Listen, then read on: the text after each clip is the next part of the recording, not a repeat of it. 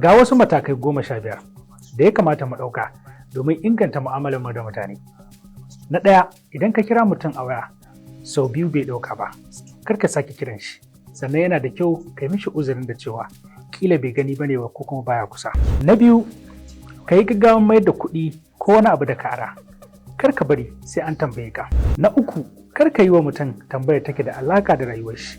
Idan ma za ka yi, ka fara da neman izinin sakana. Na hudu, yana da kyau idan abokinka ya biya muku kuɗin mota ko kuɗin abinci, to yana da kyau a gaba idan an je ka yi ƙoƙarin biya muku kuɗin motar nan ko kuma kuɗin abincin kai ma.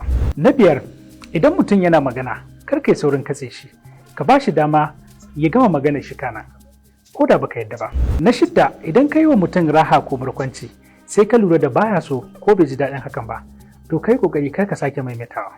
Na bakwai, idan mutum yana magana da kai, kar ka dinga bashi ansa alhali idan kai na kan waya ko kuma kana tafiya, domin zai ga kamar ka rena shi ne. Na takwas, idan mutum ya ce maka zai je asibiti, kar ka tambaye shi me zai je yi. Ka mishi addu'ar Allah ya kiyaye kawai, domin idan yana so ya sani zai gaya maka ne da kanshi ba sai ka tambaye shi ba. Na tara, yana da kyau ka ƙaurace wa saurin ba da shawara idan har ba a nema hakan ba daga gare ka, ka bari sai an nema. Na goma, yana da alfanu idan kana sanya gilas mai duhu, to duk lokacin da ya kasance za ka yi magana da wani, ka cire shi.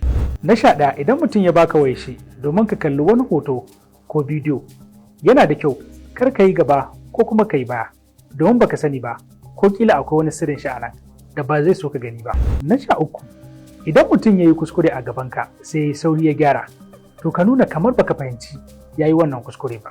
Na 14, ka sani yana da muhimmanci idan mutum ya ɗauki nauyin biya maka abinci ko kuma wani abu, ka yi ƙoƙari kar ka ɗauki mai tsada sosai.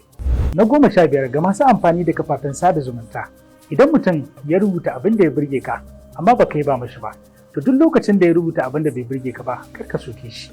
Wani ƙarin abubuwa ne kuke ganin suna da muhimmanci wajen inganta mu'amala a tsakanin al'umma? Sai mu haɗu da ku a comment section.